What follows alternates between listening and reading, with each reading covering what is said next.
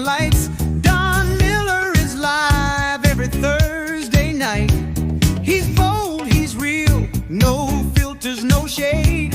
When hits the mic, the truth gets laid. Don's in the building, his swag so tight.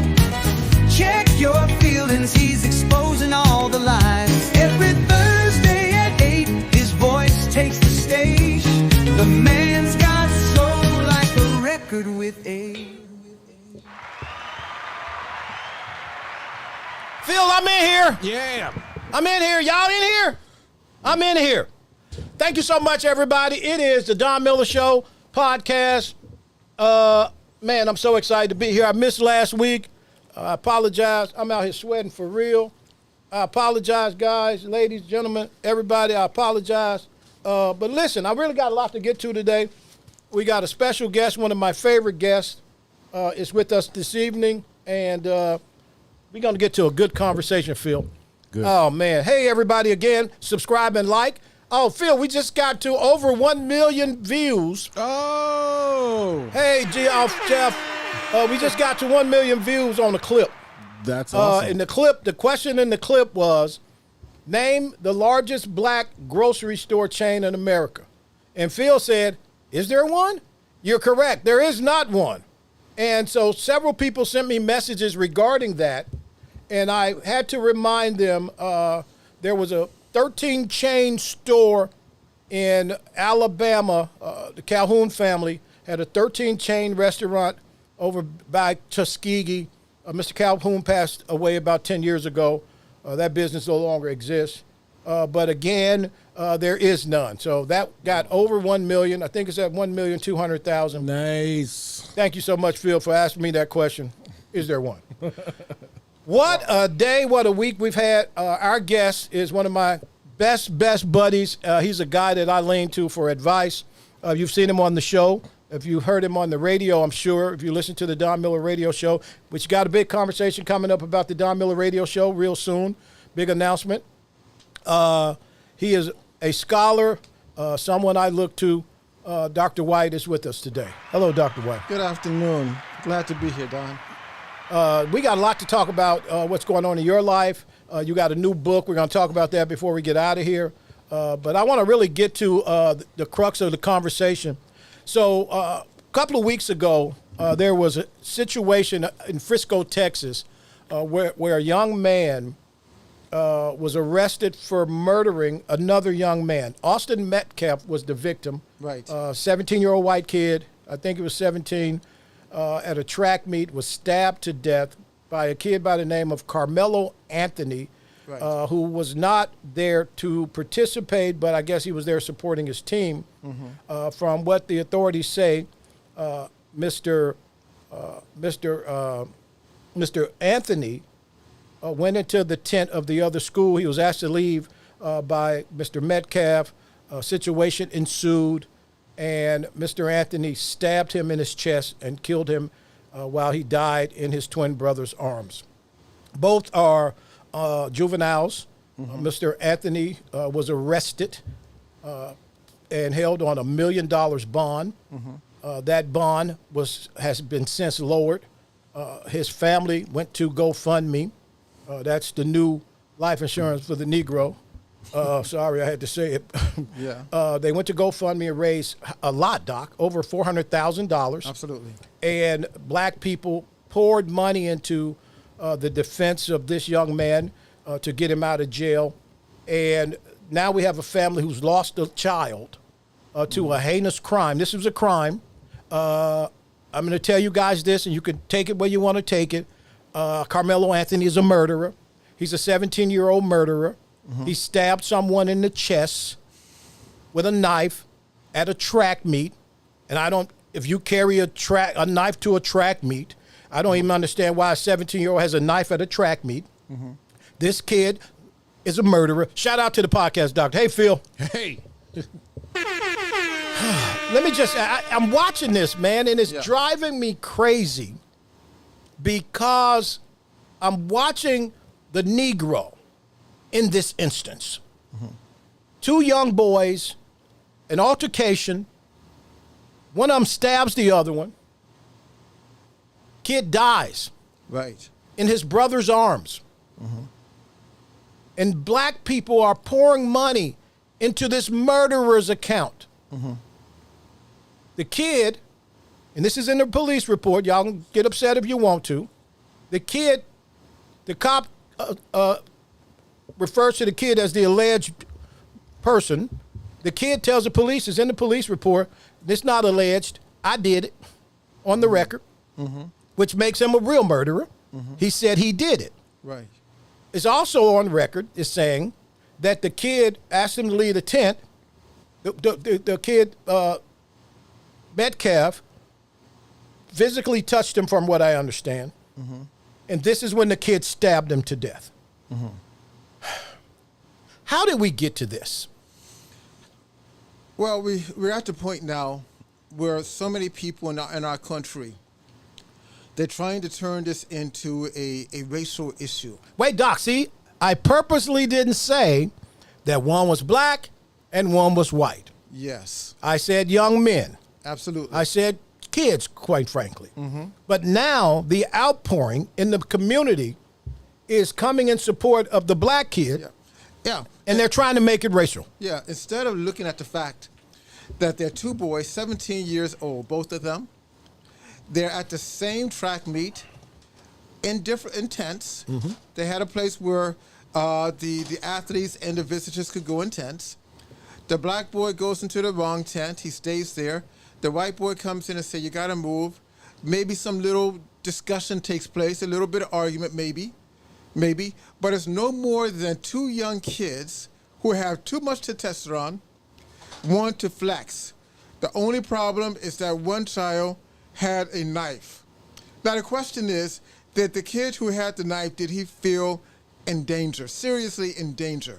Because in reality, it just should have been a fist fight. It is all forgotten. Right. We were all 17, 16, 15-year-old kids, Absolutely. and we all got in fist fights. Absolutely. At some stage. And after a day or two, it's forgotten. Right. All right? But this kid had a knife. All right? And he told the white boy, he said, listen, if you touch me, you'll find out what I'm going to do. And that's on the record, and witnesses said that he said that. Does that take away the imminent danger conversation or the self-defense when you tell the person, if you touch me, this is what I'm going to do? Yes. Because I talked to several lawyers and a few judges, and everybody has gone to that point and says that is what changes the conversation up. Yeah, if you touch me, like, F around and find out. That's right. Okay. It's like it's premeditated. All right? It should have been just a case whereby you get up, if you go to fight, fist fight, Right. and be done. But it sounded premeditated. Now, the African-American community are arguing, right? Oh, wow, he stood his ground. There's no standing ground But there. first of all, you got to understand stand your ground. And that's why that's not standing ground. You have to understand what stand your ground. The basis of stand your ground is this. If you have the ability to flee or to leave and you don't do it, That's right. that voids that conversation. And what makes it so bad, now you have a number of civil rights groups. They have surrounded the Anthony family, even though the Anthony family raised $400,000 to make them look like the boy is the victim. As opposed to saying that, listen, this was a fight, it got out of hand, it's a terrible thing, and the boy has to pay the crime for what he's done. But you find out that for the most part, it's the liberal establishment, it's the radical wing that is creating a narrative, Yes. a dynamo that says that this is race, it's white supremacy, and it's back to the KKK time period.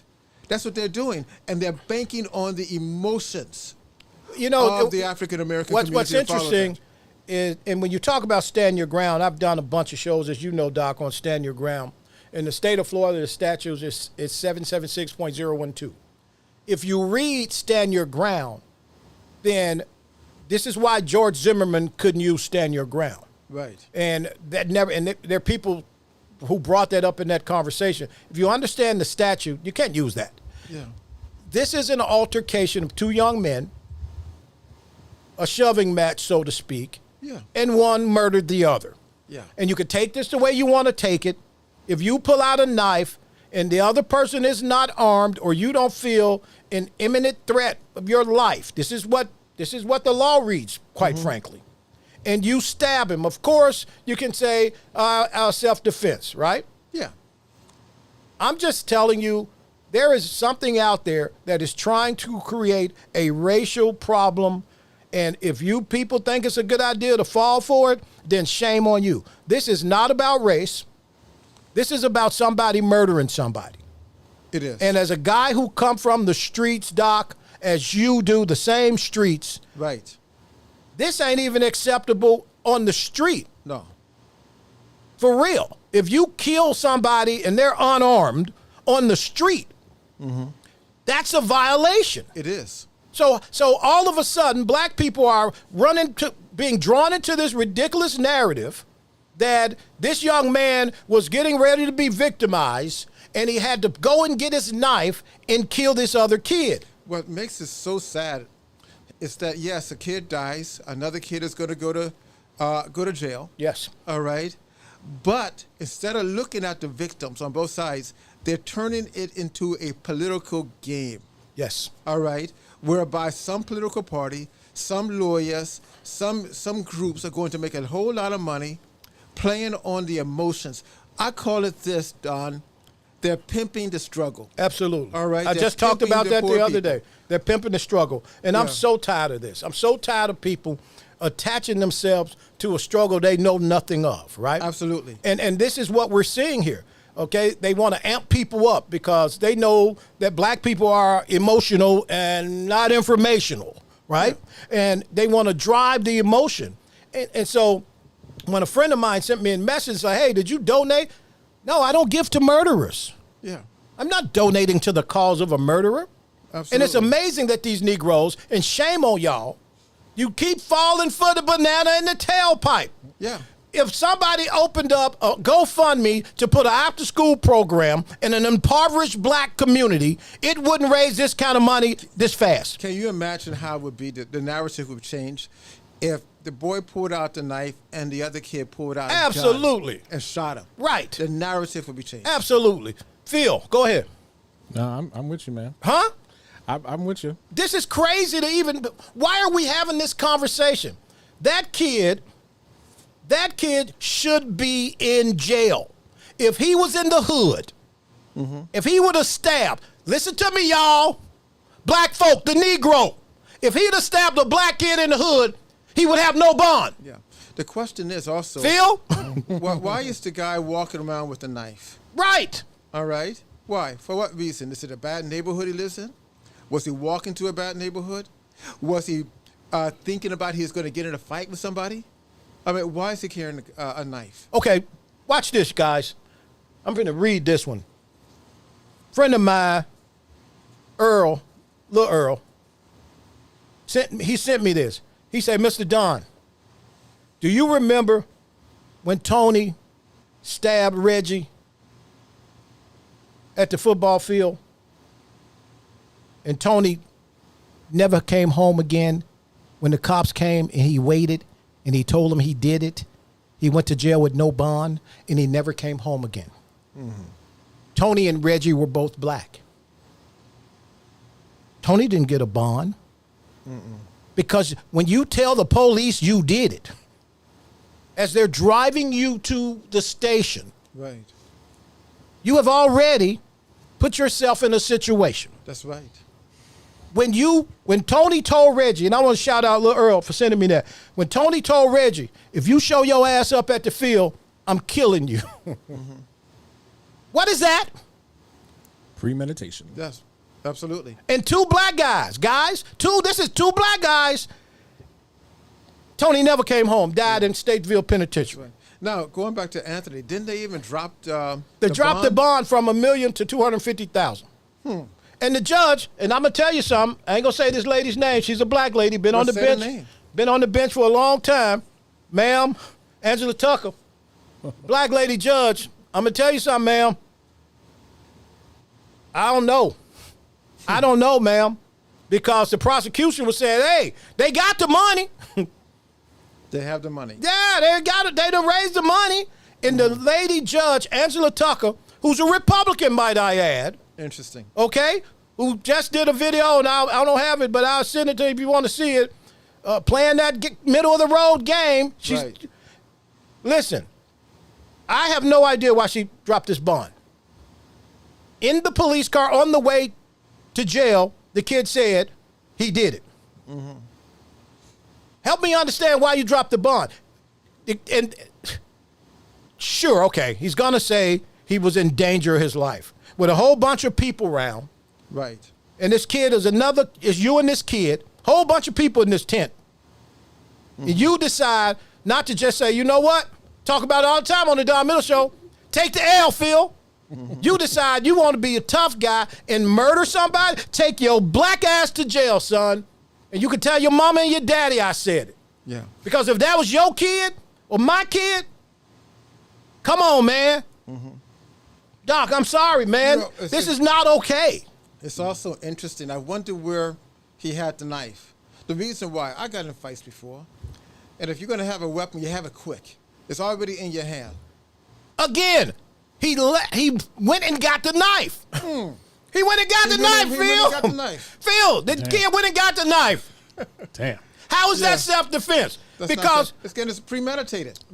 I got a story. Yeah. So when I worked at a hospital, there was a nurse. She had twin boys, and they both got in a bar fight with this guy, right? This happened here. They both got in a bar fight, and the guy went home and got his gun, came back, shot him initiated a fight, and then shot them both and killed them both, and then claimed self-defense. and guess what? He in jail. He in jail For life, right? forever. Yeah. Forever and ever. Yeah. And it just bothers me how we get sucked into these ridiculous ass narratives, right? Right. This kid murdered someone. And I'm not gonna no, he murdered. It's a tragedy for both parents. Let's be clear. Yeah. Play the clip of the news story. I want people to understand this. Tonight, 17-year-old Carmelo Anthony, who was charged with first-degree murder in the fatal stabbing of a teen at a track meet earlier this month, is out on bond. A judge today reducing the teen's $1 million bond to $250,000 at the request of the defense. I feel it's fair. Bond, as the judge said, is not supposed to be an instrument of oppression. It's not supposed to keep people in jail. It's not supposed to punish. Anthony's father testifying that his son does not have a passport and that he would be surrounded by friends and family who would keep him accountable ahead of the trial. The judge has made her call, and we look forward to continuing the process and looking forward to reviewing all the facts of the case. The lower bond comes amidst rising tensions in the community after the stabbing during a high school track meet on April 2nd that led to the death of Austin Metcalf. End result, he stabbed my son in the heart and killed him. That's what it was over. According to the arrest report, a witness told police Metcalf asked Anthony, who attends a different high school, to move to his own school's tent at the meet. Anthony then told Metcalf, "Touch me and see what happens," according to a witness. And later, Metcalf grabbed Anthony to tell him to move. Metcalf's father, Jeff Metcalf, telling our NBC station... Stop it right there, man. Touch me and see what happens, Phil. Yep. What is that saying? He wanted to do something. He wanted to do something. Absolutely. And for those people who donated to this, you're all clowns. You're all idiots. Yeah. And you're the same fools who donated to the fake-ass daddy who said he was going to a job interview last week when he was dropping off some dope and he left the kids at McDonald's, right? But you know, some of these people, some of our people who are African American people, they have so much anger, and they look at anything thinking that they're going to put a needle in the eye of the so-called Of the man. All right. Yeah. Just to We're gonna show the man. No matter if it's right or wrong. Right. And they can't see past that. Right. And that's and again, that's what many of these groups, these civil rights groups and activists bet on. Yep, On yep. the emotion. Yep. Because that emotion is going to transpire into votes. Yes. It's going to transpire into money and to prestige and power. And that's what they're looking for. It's not about Metcalf. It's not even about Anthony. It's about them. Absolutely. And they have to be exposed. I would like to see the political leaders who are following this Right. in Texas. Again, when you look at this conversation, and we know who's from that area. I'm sorry we hadn't seen her pop up yet, but maybe somebody got her She's here. silenced for a couple of days. Yeah, she's silenced, right? You know who's from that area, right? Who? Okay, come on, man. Your girl, JC. I was going to say, is it Crockett? Yes, Yeah, but that's Crockett. let me just say this, guys. This is a terrible, terrible tragedy. But we have to stop jumping out there on stuff like this. Mm-hmm. This kid killed someone when he didn't have to. That's it. He didn't have to. Phil, he killed someone when he didn't have to. There were authorities there. There were adults there. He could have easily said, "Hey, man, I'm gonna go to my tent, but I'm gonna go tell somebody." Right? Yeah. Okay. We'll see each other later. We see each other later, right? Yeah. The fact is, I don't know the history of this kid, but I can tell you something about this kid. He ain't no hood kid. No. Something's wrong with him. Something wrong with him. They know something's wrong with him because I know street dudes wouldn't pull that off in that environment. What you think? Heck no. Phil, what you think? Street dudes wouldn't even be there. Right, okay? Yeah. And they definitely wouldn't be there armed. That's The right. fact of the matter is, these parents, y'all know that boy had something going on. You know a fact that he was trying to prove a point or be something he wasn't. Absolutely. And he don't understand how the streets work. He was trying to be something he wasn't. He's not. Yes. Your daddy now, your daddy looking all distraught and getting this money, but that's on the daddy. Oh yeah. Because your son, a little bitch. Excuse me, Doc. I probably. you're right, Okay? you're right. And this how they bow up. They bow up without reality. He didn't live in reality. He wanted to impress somebody. Right. Street people get to that level when there's nothing left. This kid need to go to jail, man. And they need to send a Absolutely. message to any clowns who think that this okay and getting ready to get sucked into the program that's already coming at you. Then shame on you, man. This kid murdered someone. Yeah. Yeah. Okay? And someone needs to do a little research on the kid. Oh, the background. it's coming. I mean, because It's no coming. one has as of yet. Oh, they're always like, well, you know, he was a good kid. Always a good kid, right? Always a good kid. Yeah, good kid, scholarly kid. Yeah, no problems. But he's riding around with a knife. I know scholarly Goes to- kids, go to and they don't Sunday have school. knives. Yeah. And that ain't that kind of neighborhood. No. My son lives in Frisco. That ain't that kind of vibe, okay? Come on, for real? Yeah. That's what we doing? This kid was trying to be something, listen to this music and playing this fake lifestyle, and he should go to jail. Thank you so much, everybody. Feel free to subscribe and like. You listen to the Don Miller Show. Dr. White is my guest. Oh, man, he is an astute gentleman. We got to get to a few other things today. We might run a little late today, but again, thank you so much for joining us. Head over to thedonmillshow.com. You can follow us. You can like us. You can just thank you so much. Real quick, Dr. White has written a great book, and I want to spend a few minutes on it, Doc. Tell us about it. Well, Did you bring me one? Absolutely. Look This is at for here, you. look at here. This is to you. Show it up. Hold it up to the All screen, right. Doc. I got it here. Okay. You have it? All right, great. All right, all right. Blacklisted. This is perhaps the most important book in the last 5 years dealing with political history. Oh, my and goodness. our people, as well as. And he really wrote this, y'all. It's I a didn't real write book. this, Phil. It's a real book. Okay. All right. Dr. And- White's a professor. He's an imam. Yeah. And the piece talks about, it's titled like, it's about what the title says. Mm-hmm. Blacklisted for speaking the truth. Mm-hmm. The price that you pay. And this is where we are now. Because if you're like us and we speak against the system, speak against the narrative, look what has happened to us. Right. Many of us have lost our jobs, lost our careers, lost our homes, Right. even lost our wives. Absolutely. All right? Right. And that's the type of period that we live in now. But it's just a few of us now that's going to fight back. It's tough, though, This Doc. book It's tough. uncovers the insanity and the corruption of the political elite, of the Democrats, and even some of the Republicans. I'm It- just excited because as a reader, I'm going to read this and come back and do a book report right here on the show. Doc, you're my friend, South Side of Chicago guy. back in the day at the fort on 39th Street. Oh, yeah, the fort. He's a scholar. You've studied at a bunch of universities. Yes. The Ohio State University. Purdue University, University of Chicago, Johns Yeah. Hopkins. Absolutely. And so he's my The friend. Cookie. I love having him on. We have great conversation. I want to talk real quickly because we got to get a couple of things out of the way. Letitia James. Y'all remember her? Letitia James, Big Tish is what they was calling her. Letitia James, the AG in the state of New York, Right.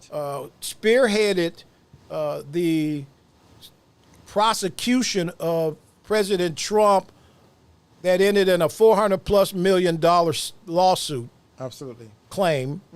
And they had to cut that back because everybody, even the courts, were like, this is nonsense. What are you doing, right? Right. And Letitia James just had a video. Phil, you got that for me? Let's go. And here's Big I'm Tish. not afraid of no president. Donald Trump, we're ready for you. We're coming for you. She puts it around $150,000. It's mortgaged, according to the paperwork, over $500,000.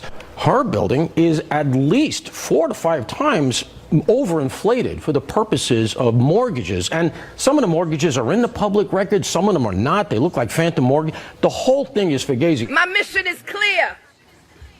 I'm focused. I'm prepared. I'm ready. I've been trained by the best. I went to Howard University. We're not going down silent. Victory, my friends, is clear. It's now, and I'm not. Stop it, Phil. Stop it, Phil. Disingenuous. She's a liar. She's a crook.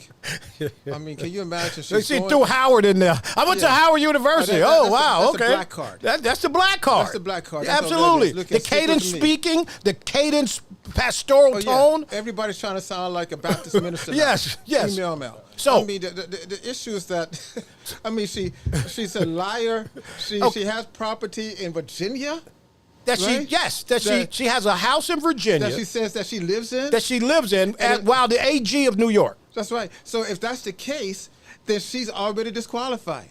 Phil. Yeah. So the Hill put a piece out. You got that, Phil? I do. Let's see this. What did they say? Justice gets criminal referral alleging mortgage fraud by New York Attorney General. And they went to the Virginia house Yeah. and interviewed the neighbors on the block. Right. Not one of these people had ever seen Letitia James at that house. Oh. Not once. But it's her primary residence. To get the mortgage loan. Yeah. Wow. Phil, put Big Tish back on there, man. This is what I'm going to do this for a reason, right? I'm not afraid Because- of no president. Donald Trump, we're ready for you. We're coming for you. She puts it around $150,000. It's mortgaged, Thank you according so to the much. Hey, let me just say something. I didn't say this. One of my close friends said this. Shout out to Osiris, man. Love you, bro.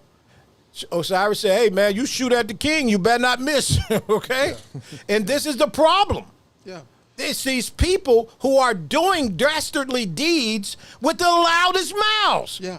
I mean, they don't understand, first of all, that they are the shield for the Democratic Party. Oh, they're going to be God. put out there, and they're going to take the fall real hard, like she is. I mean, and then If the you last- know you dirty like that, right? Yeah. She's a lawyer. She went to Howard.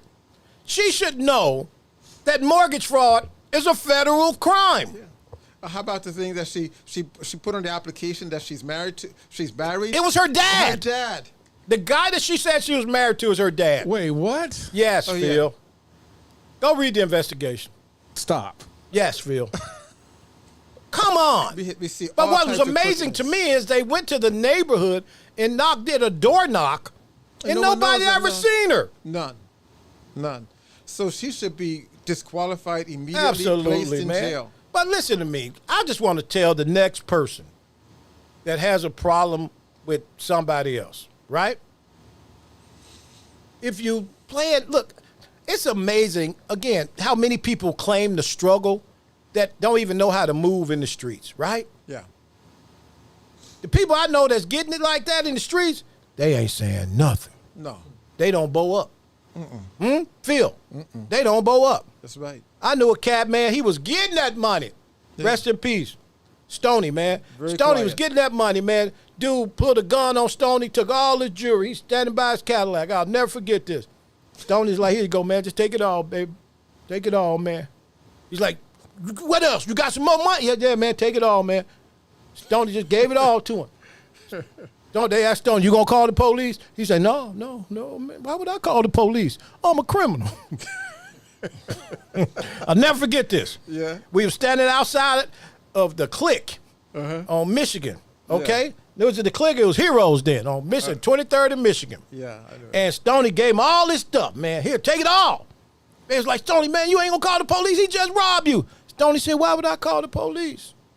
I'm a criminal. Huh?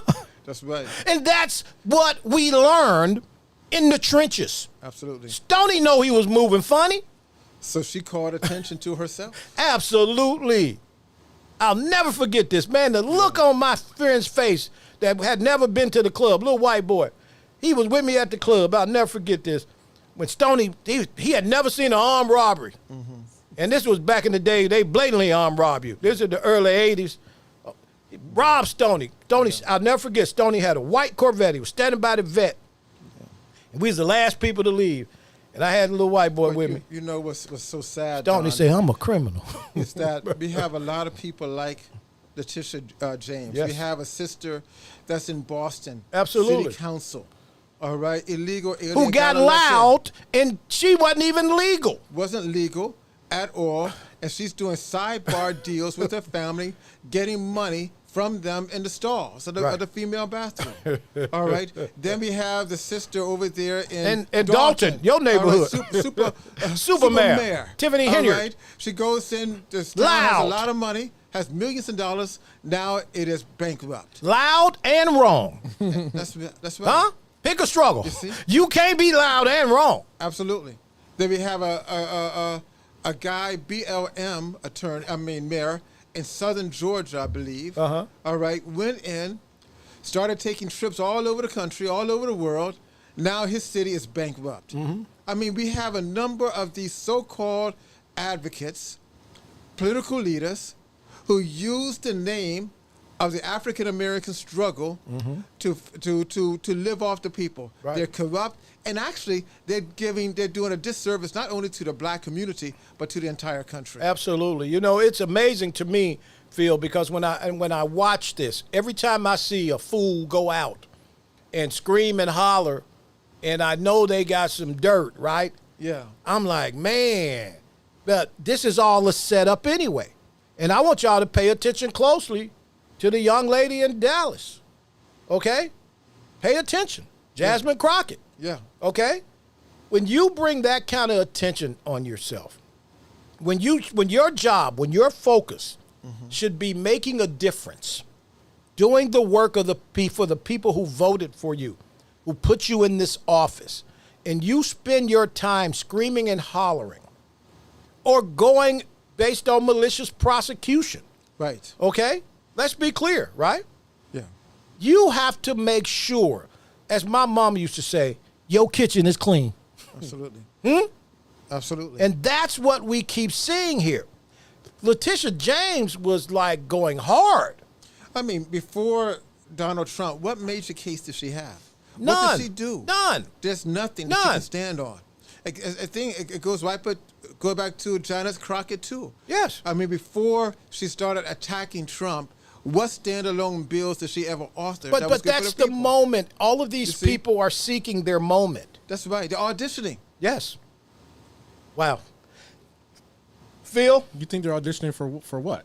They're auditioning for what? They want likes on their clicks. This is all this about, Phil. Likes and clicks. They want to be a celebrity politician. Right. I mean, think about it. I mean, you have Janice Crockett. She didn't have a lot of money before going in. Now she's worth what? About $50 million or so? She's going to be worth something because people like this kind of nonsense. You know what I mean? And I got to tell you, I would like to come on here and say some crazy stuff and give me a few extra dollars so I can get the oil change in the Buick. But guess what? It ain't worth it. That's right. No, it ain't worth it, man. Yeah. At the end of the day ends. I didn't say that. Kamala Harris did. Kamala Harris. But when you look at this and you look at people who are living in these sidebar conversations, if you don't think when you poke the bear ain't gonna poke back, then shame on you. When your head is in the lion's mouth, you got to pull it out slowly. Mm-hmm. It's amazing how I watch some of these black politicians feel empowered when their own base don't even know why they voted for them. Right. You follow me? I do. When you feel empowered and your base is not knowledgeable even as to why they voted for you, that's a problem in itself, Doc. Yeah. It is a problem, but it's even worse because they're voting because, again, on color and emotion. Mm-hmm. All right? And the allegation that if you don't vote for me, the man is going to do something to you. Right. All right? And they keep doing that. You know, they're not following the mandate of Martin Luther King by character. They're not following that. They're not following anything that is substantially good for the African-American community. But they're going to be exposed. Mm-hmm. And they're being exposed now because it's a new day. I mean, when I was in, I just came back from Washington, and I was talking to brothers in Washington, and I was in Atlanta, and they're thinking differently. They said, we're not going to support these people. They're not part of us. They don't know our struggle. All right? They don't believe in what we believe in. They see it very, very clearly. And they're not afraid to say it, and they're not afraid to utilize their pocketbook to fight against it. And I think that's what we have to do, but we have to raise our hands at some point and call it what it is from where we are. Yeah. Because this is shame on us right now. I'm sorry. I know people like, well, Don, there's somebody said to me, you always talk against the black community. Then stop talking to me.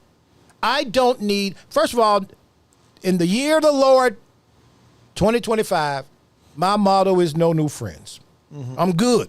I'm maxed out, quite frankly. Anybody else is just, Yeah. Acquaintance. I'm not talking against the black community or any community. I'm just saying, hey, pay attention. We're talking about our love for the community. Absolutely. All right? 100%.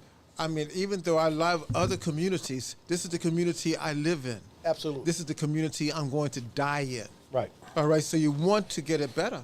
So therefore, you have to critique it. But, Doc, again, you know what?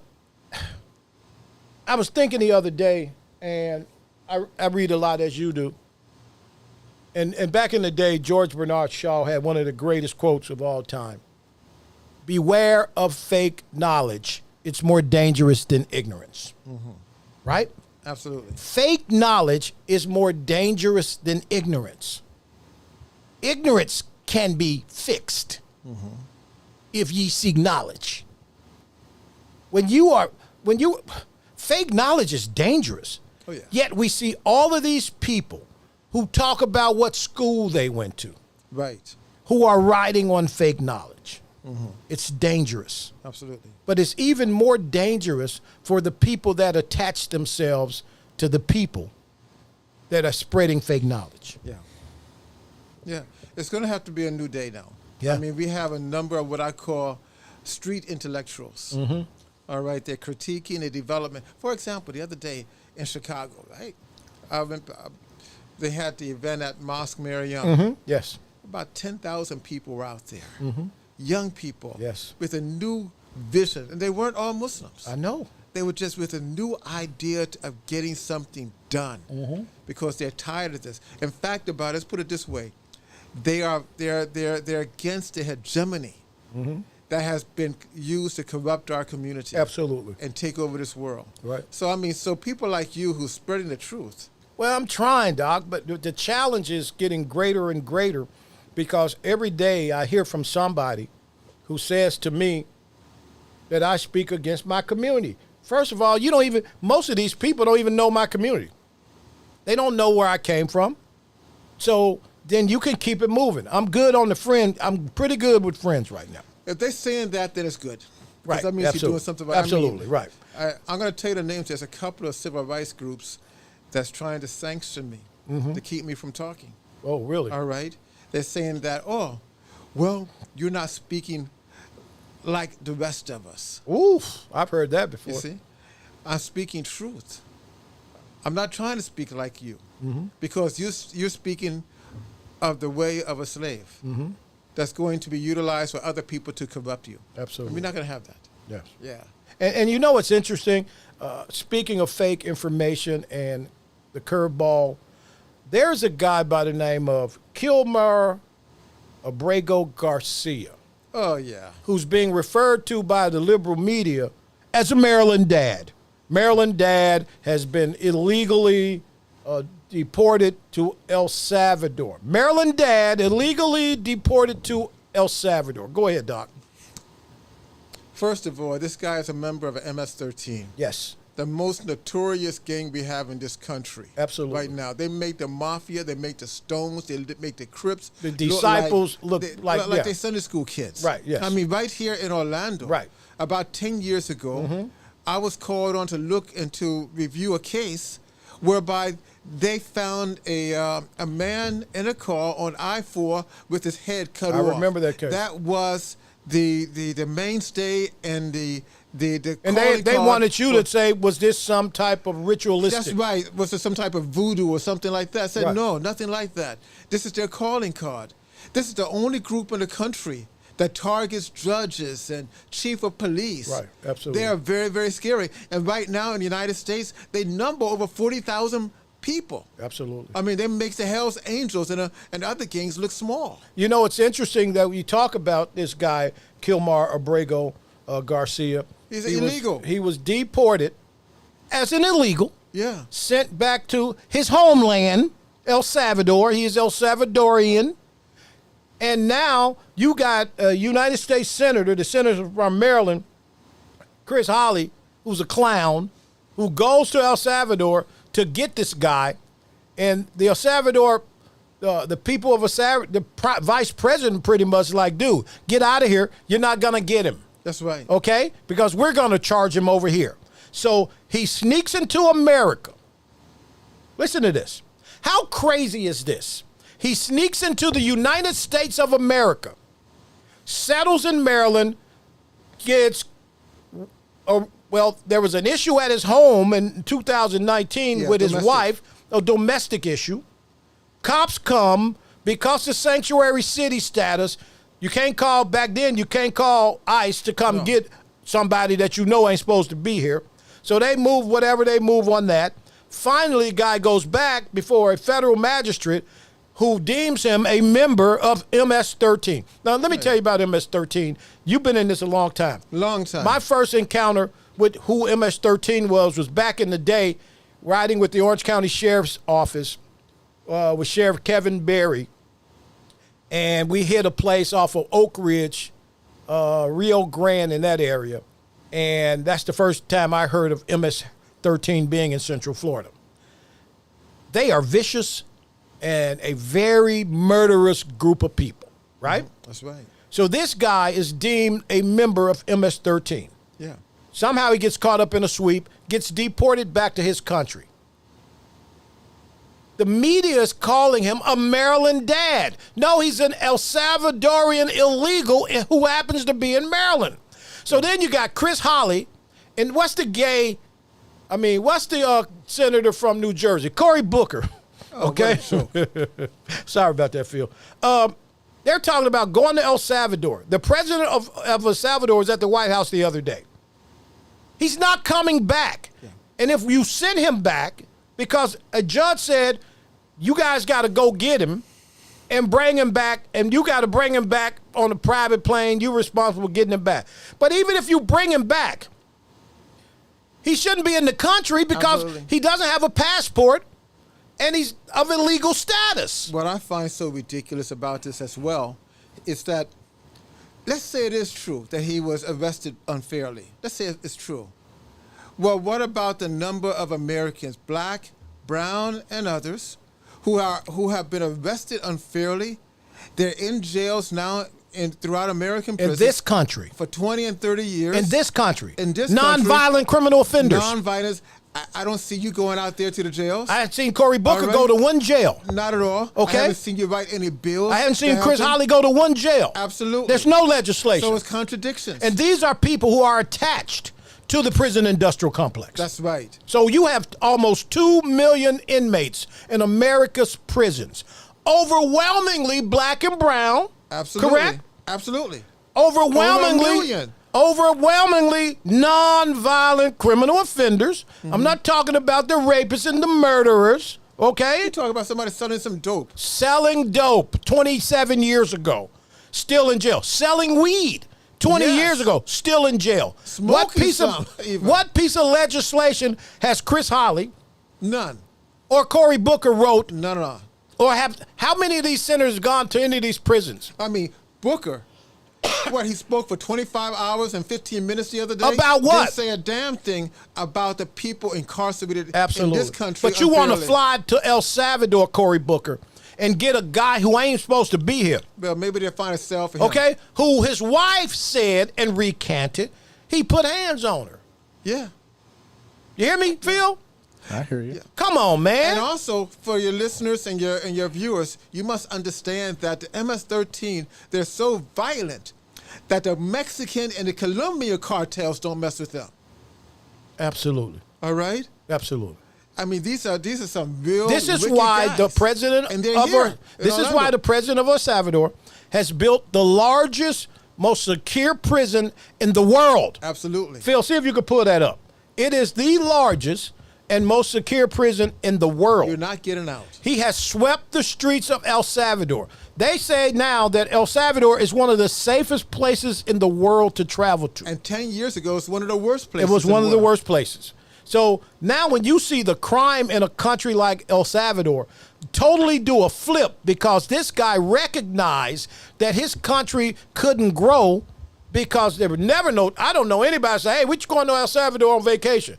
And it's a beautiful country, Doc. Yeah, I've been there. Yes, Yeah. but you couldn't go there because the criminals had taken over. So this guy constructs the largest and most maximum security prison in the world and just sweeps the streets. And his Central American neighbors, they love it. They love it. Because they're criminals now from Salvador. It's not going into Panama. They're not going to Costa Rica. They're not going to Nicaragua. Right. And Honduras and these places. Right.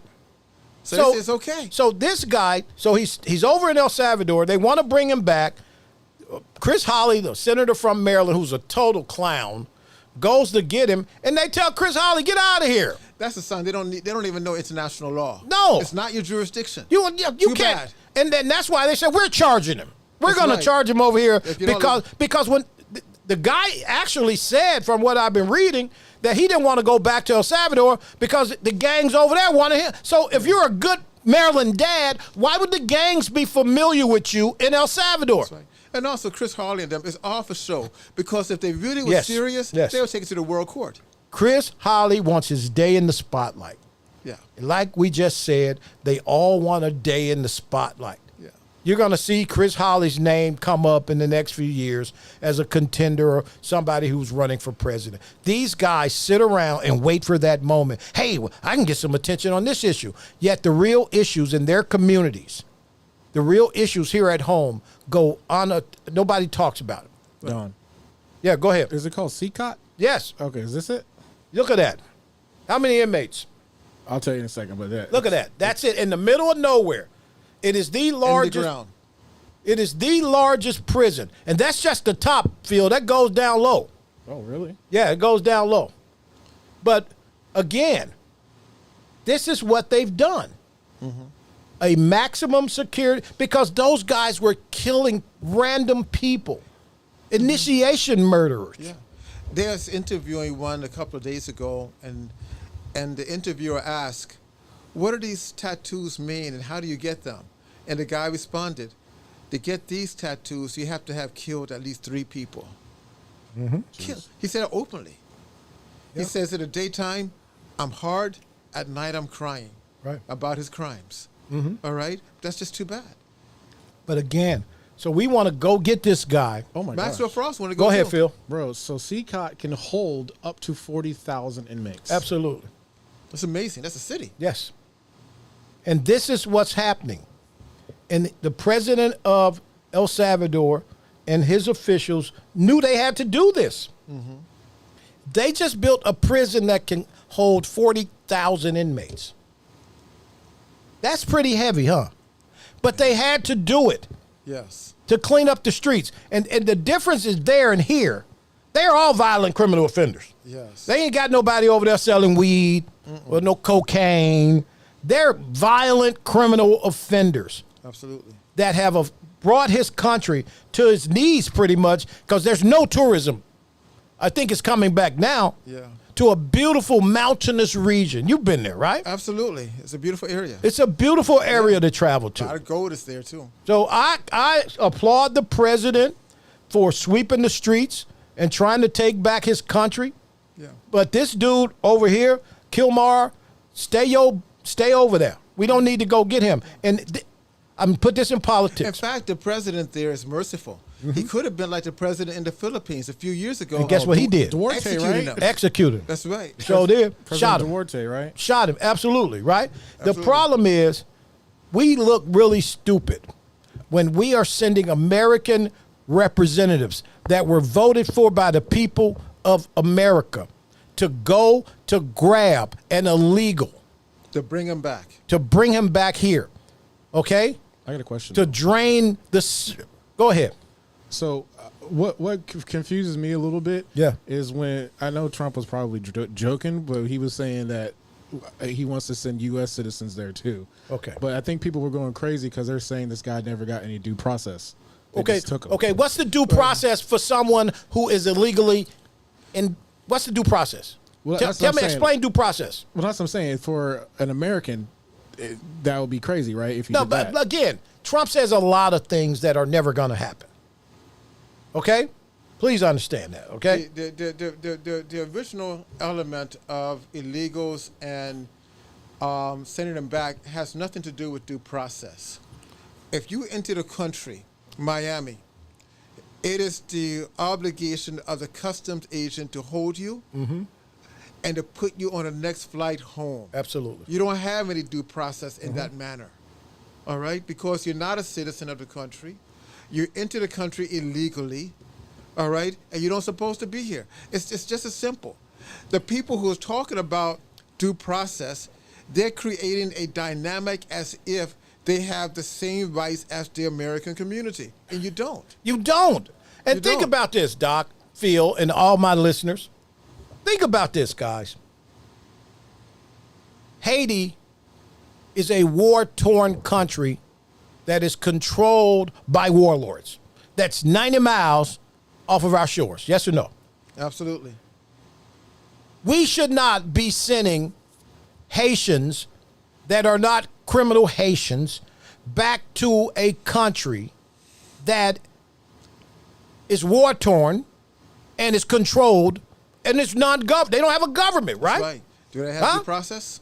Right? Do they have due process? No. We send Haitians back Straight back. to Haiti. In fact, we've been sending them to Port-au-Prince, Guantanamo Bay, Absolutely. and to security areas in the Bahamas. Absolutely, Doc. So the Negro gotta be sometime the dumbest. Oh, Yeah.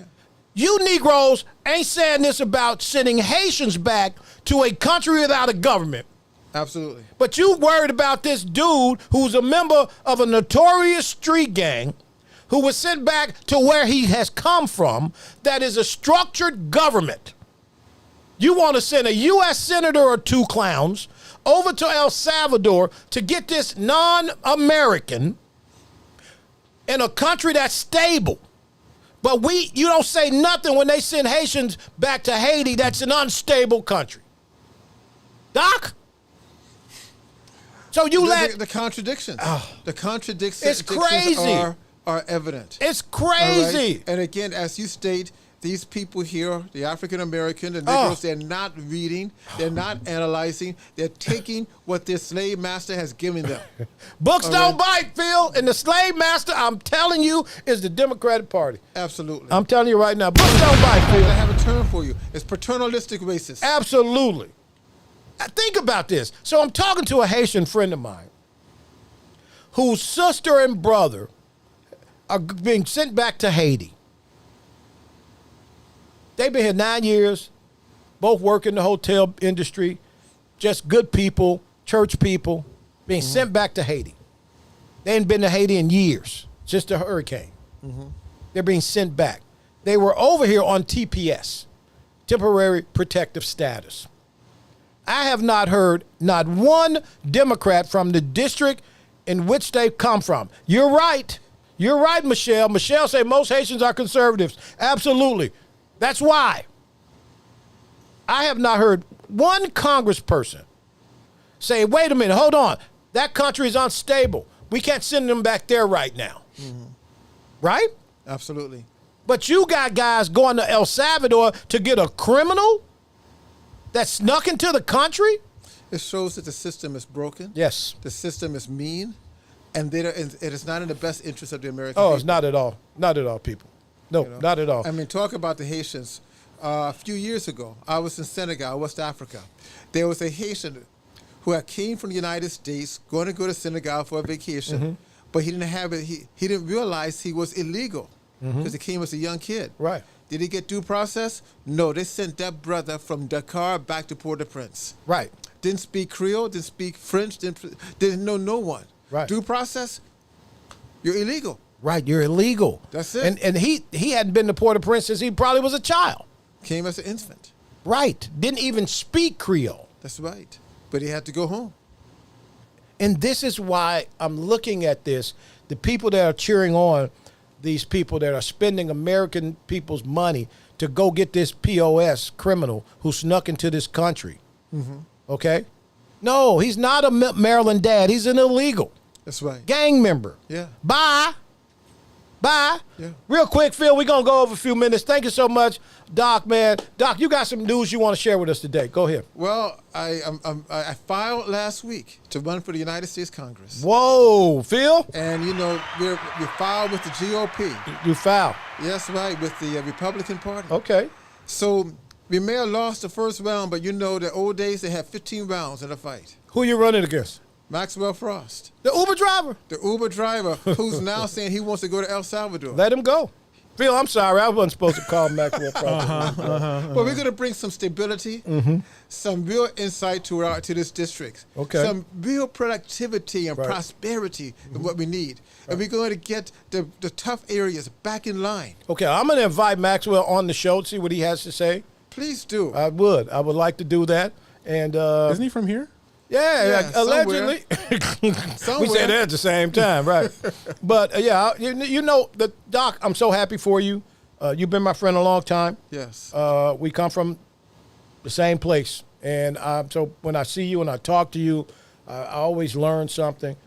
So Doc is running. Dr. White, what district is that? District 10. District 10 in Central Florida, Congressional District 10. Yes. He has filed to run against Maxwell Frost, who's been making a lot of noise lately. And it's a cheerleader. That's all. That's what he is? That's all. Okay. Well, we're going to watch this, and we got to read Doc's book. Blacklisted. It's on Amazon, right? Amazon, Barnes & Nobles, any place where they have books. Anywhere they got books, Blacklisted, The Price for Speaking Truth. So we got to go get that. Look, I'm going to go a few minutes late. Phil, is that okay? Yeah. Doc, what's happening with China, man? The Chinese have told the Americans, yo, fancy stuff ain't fancy. Listen, while the United States, well, both countries, yes, doing this tariff conflict, and it's been going on for a long time. This is what I had to tell a young lady just tonight, Doc. Doc, I had to tell a young lady tonight about tariffs. Yeah. This was initially a Democratic conversation. Absolutely. Go ahead. So, I mean, so both countries, they've been hurt and they have benefited. The difference now is that the money that the Chinese have gained from this tariff and all of this, they have used it in their infrastructure for their own people. All right, building up their industries. Absolutely. Their homes, their roads. Now, if you go to China, China really is the most modern country in the world. When you look at it, we, on the other hand, the money that we used went into the hands of the wealthy. All right? You go to Chicago, you go to New York, it looked like the bridges are falling down. The airports are terrible. We didn't utilize that to build up our infrastructure. So the point is, don't blame China. Blame us. All right? We control our own destiny. And right now, the Democrats and many Republicans, they did not see the handwriting on the wall 20 and 30 years ago. Absolutely. So it takes Mr. Trump to come in and say, we have to change this. And it looks radical. It looks hurtful. But sometimes, in the Quran it says, after hardship comes ease. And things are going to move on. Yeah. And we're going to get better. But we have to go through this period. You know, Doc, it's interesting you say that because I keep hearing people talk about, this is what's interesting to me. I keep hearing people talk about tariffs, Yes. and nobody talks about NAFTA. And how can you talk about tariffs and not talk about the North American Free Trade Agreement? That's right. Clinton signed the North American Free Trade Agreement. Absolutely. This agreement opened up a can of whoop ass on America. Absolutely. Would you concur? Industries was going to Mexico. Absolutely. Everywhere else. I mean, I remember taking the girl in Chicago, right? Yeah, uh-huh. And she left. I like this girl. She's an engineer. Yeah. And she went to Mexico. Right. And I said, wait a minute. All the businesses are going to Mexico, where at some stage Americans are not going to have money to buy the vehicles or other Absolutely. items. And that's where we are now. So when you go back to NAFTA, the North American Free Trade Agreement, right? What was interesting, Elaine Chao was a part of that. Elaine Chao, who is Mitch McConnell's wife, may have been the Secretary of Labor at the time, maybe. Phil, Google Elaine Chao. She was Secretary of Labor. Okay. So there was a company in a place called Ferguson, Missouri. Secretary of Transportation. Secretary of Transportation, right, okay. If you go look at Ferguson, Missouri, let's use Ferguson, then we could use Flint next. Oh, yeah. There were companies in Ferguson and in Flint that employed the city. 8,000 employees, 9,000, 10,000 employees. Companies of this magnitude were the lifeblood of an entire region.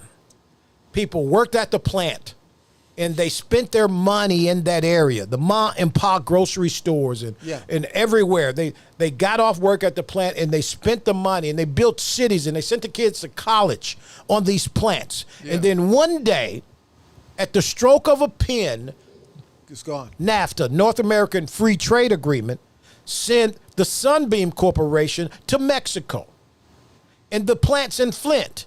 And in many of these towns that were driven by these plants, Gary, Indiana, U.S. Steel. U.S. Steel at one point had over 20,000 employees. That's right. Gary was a thriving city in the summer of '71. You look at Detroit. And Detroit, average income for blacks early on, right? Yes. Was Strong. real income. And now we go back and we come all the way full circle and we're talking about tariffs. We can't talk about tariffs until we understand how we got to this point. The history of America's involvement internationally with manufacturing. China has never been a friend of America's. No. And never will be. That's right. They never claimed to be. Absolutely, right? See? And China has stolen more intellectual property Yes. and more technology. And reverse engineering stuff. I mean, Absolutely. crazy. But it's our fault. Yes. Apple left China.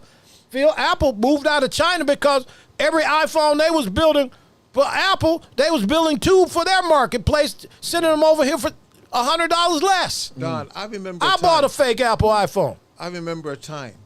I didn't know it was everything fake. you purchased said made in America. Yes.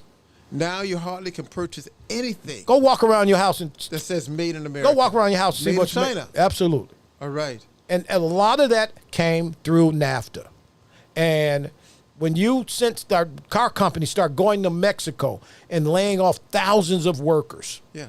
and going from $12, $18 an hour to paying somebody $4 a day. Yeah. And then we want to be the ones that speak against slave labor. No, we bought into it. Absolutely. So again, and shout out to my man Scott, who was like, well, we can't make anything here. We can't afford to. Yeah, we'll be all right. Yes, we can. We have to rebuild the cities. We have to rebuild. We have to We build Flint, Kalamazoo, Gary, Indiana, St. Louis, Absolutely. East St. Louis, East Missouri, St. Louis. you know, Yeah, right. Youngstown, Ohio, Youngstown. Pittsburgh. Yeah. We have to rebuild those places. Lincoln If not- Heights, Ohio. Lincoln Heights, Yes, absolutely. absolutely, right. Yeah. All of these places had large manufacturing that sustained cities, and now all of a sudden, it's shipped out. Yeah. And we don't understand why people look. Ohio, go look at Ohio, Palestine, Ohio. That's you know, a shame. Yes, right. All of these all of these companies dipped out of the country, and nobody said anything about it. Now Donald Trump is saying, "Okay, we're gonna hit y'all over the head," but there are companies now that saying Kia is like, "Hey, we're gonna build in America." Yeah. Okay, Hyundai's like, "Okay, we're coming back." And it's not really reciprocal. No. Because some of these countries are still hitting the United States with 18, 20, 25%. Absolutely. And he's just coming back with 10%. Right. It's not reciprocal at all. It's He's just just- that we need to build our own stuff. He's just making a statement. Right. And think about this, Doc. Phil, you should know this for sure, that most of the chips, almost 80%, maybe more of the chips, are not even made here. Yeah. You know why I can't understand this? Because there's not one Democrat in Congress and in the Senate that has a background in economics. Not one. Not one. Right. That's a fact. Not one. Now, that's an absolute fact. That's an actual fact. Yeah. And on the Republican side, it's only about 3. Yes. Damn. Why? Most of them are lawyers,